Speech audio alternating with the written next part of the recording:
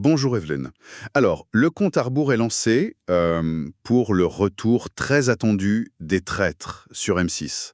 C'est la saison 5, hein, Oui, ce jeu phénomène, hein. qui nous fascine toujours autant avec son mélange de bluff, de stratégie, et puis cette tension psychologique, quoi. Absolument, et c'est un vrai événement télévisuel à chaque fois. Tout à fait.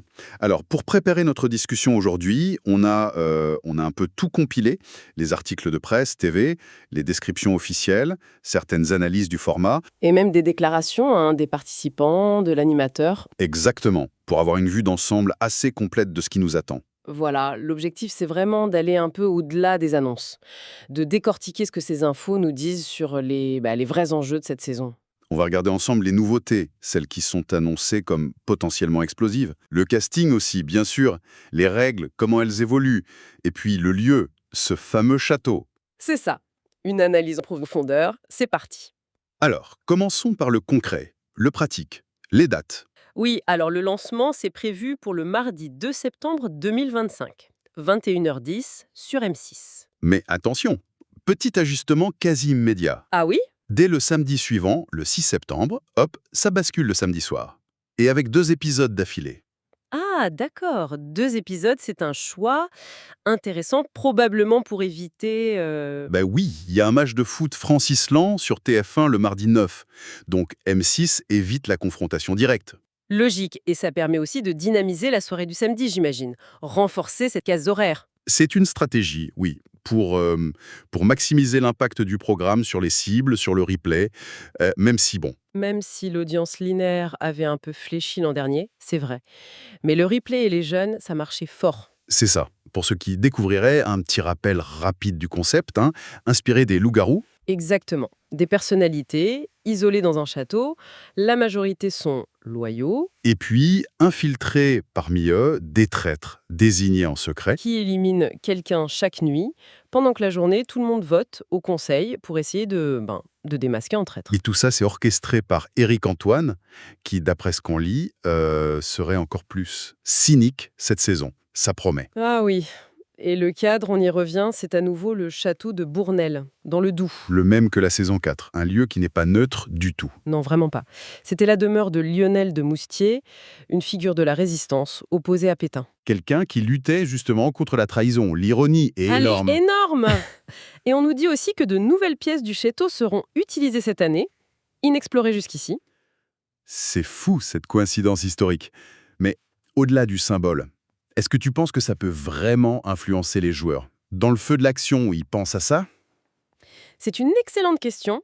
C'est difficile à mesurer, hein, bien sûr, l'impact direct, mais l'atmosphère d'un lieu, son histoire, ça peut quand même instiller quelque chose. Une ambiance particulière. Oui, voilà. Inconsciemment, ça pourrait soit booster les loyaux, leur donner une sorte de mission morale presque, soit au contraire rendre la tâche des prêtres plus complexe psychologiquement ou les pousser à défier l'histoire du lieu, qui sait. Hmm.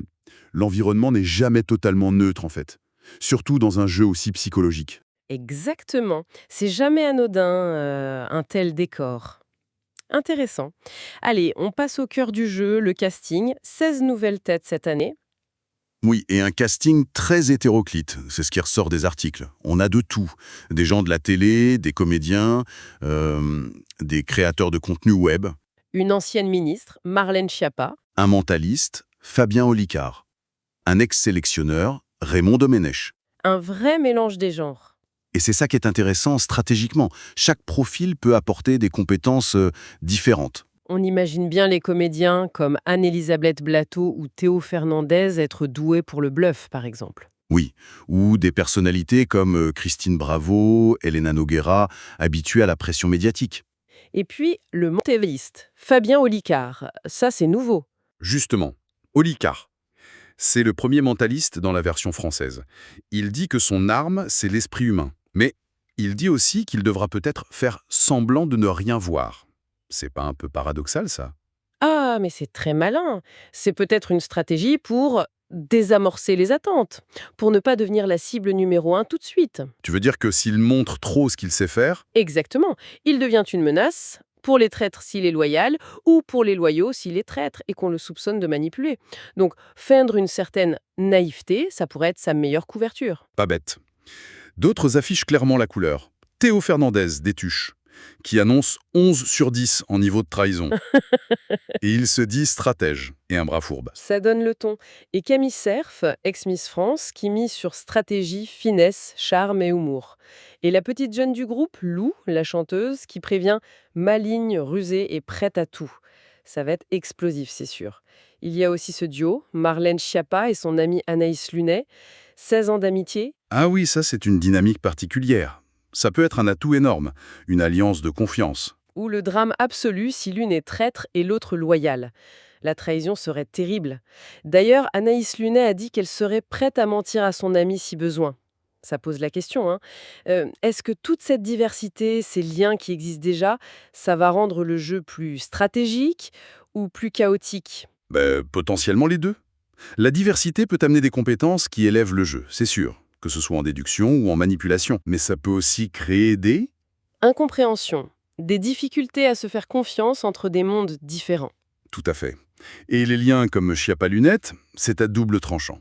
Base solide pour une alliance ou catalyseur de drame.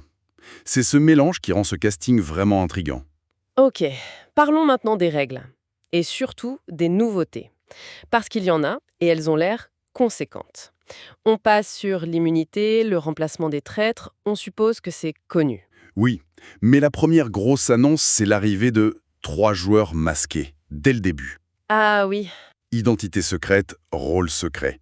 Ils accueillent les autres, et les sources disent que ça pourrait bouleverser toutes les règles. 3 inconnus, mais visibles. C'est énorme comme changement par rapport à d'habitude, où la suspicion on porte sur des visages connus. Comment ça pourrait bouleverser le jeu, concrètement, d'après toi?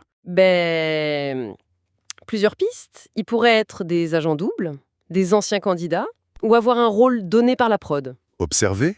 Donner des indices? Avoir un pouvoir spécial? Voilà, quelque chose comme ça. Rien que leur présence, ça crée une nouvelle cible pour les soupçons. Ça peut détourner l'attention des vrais traîtres au début. Ça ajoute une dose d'incertitude radicale.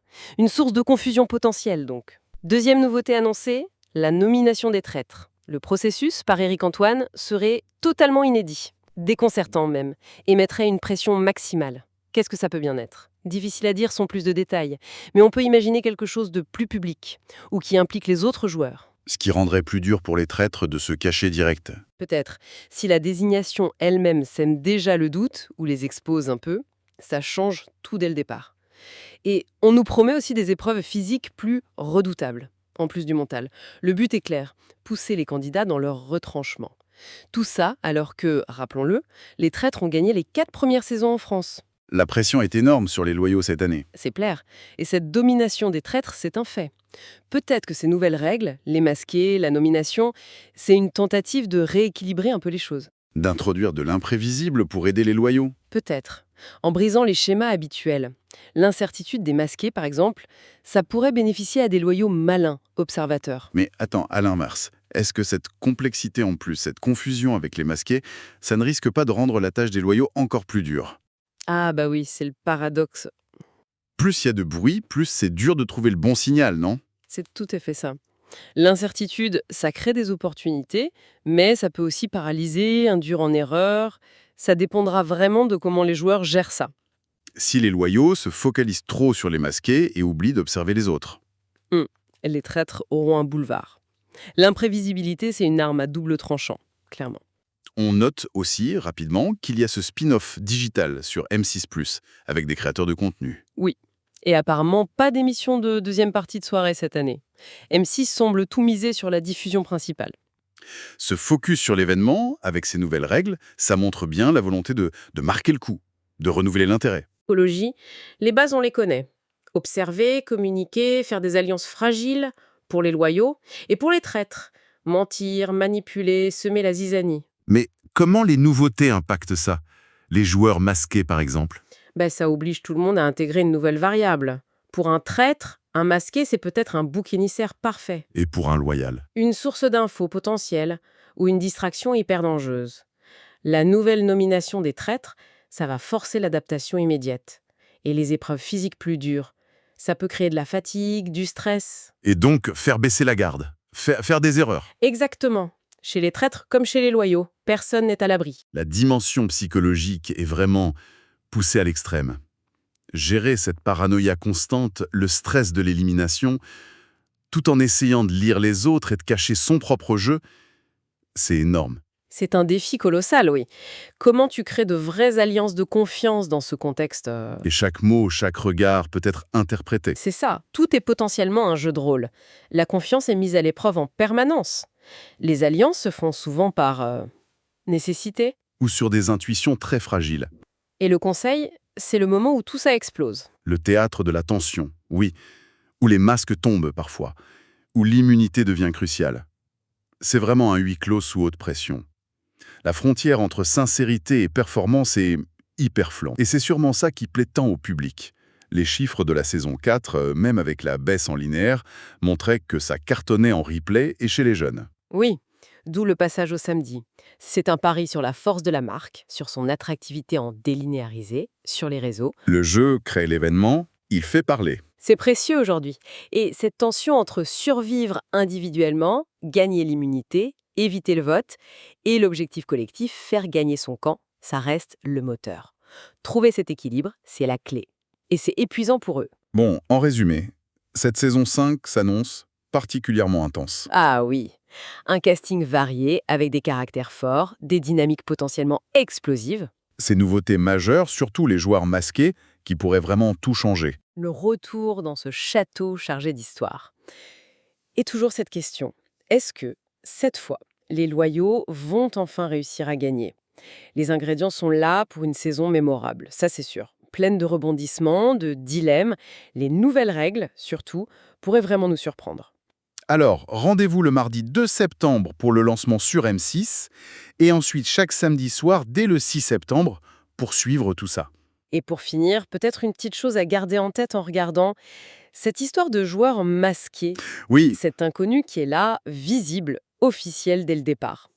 Ça change un peu la nature de la suspicion, non? Jusqu'ici, le jeu, c'était surtout de déceler la tromperie cachée derrière un visage qu'on connaît.